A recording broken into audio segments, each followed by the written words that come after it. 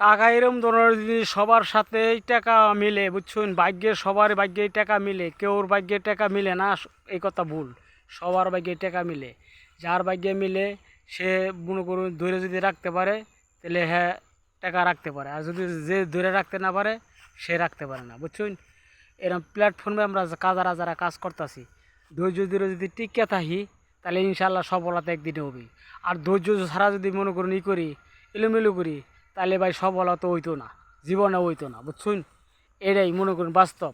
এরকম টাকা পয়সা এরকম মনে করুন সবার ভাগ্যে আসে, আইলে কি যে বুঝে হে ধরে রাখতে পারে, যে বুঝে না হে ধরে রাখতে পারে না, বুঝছেন? টাকা পয়সা মনে করুন সবার জীবনে আসে, কেউ ধরে রাখতে পারে, কেউ রাখতে পারে না, এটাই বাস্তব। আর টাকা এরকম ধরনের জিনিস, সবাই সব কাজ সবার দ্বারা তো হয় না। টাকা থাকলেও ব্যবসা করুন যায় না, আবার টাকা না থাকলেও ব্যবসা করুন যায় না, এটাই বাস্তব। মনে করি আমার টাকা আছে, বুদ্ধি নাই, আমি কিছু করতে পারি নাই। আর আমার যার টাকা আছে, হ্যাঁ মনে করুন বুদ্ধি নাই, করতে পারে না। আর যার টাকা নাই, বুদ্ধি আছে, হ্যাঁ করতে পারে, কেবল হ্যাঁ টাকা নাই, এটাই বাস্তব, বুঝছো? তো এই প্ল্যাটফর্মে যারা কাজ করতে আইছি, সবাই ধৈর্য ধরে কাজ করতে হবে।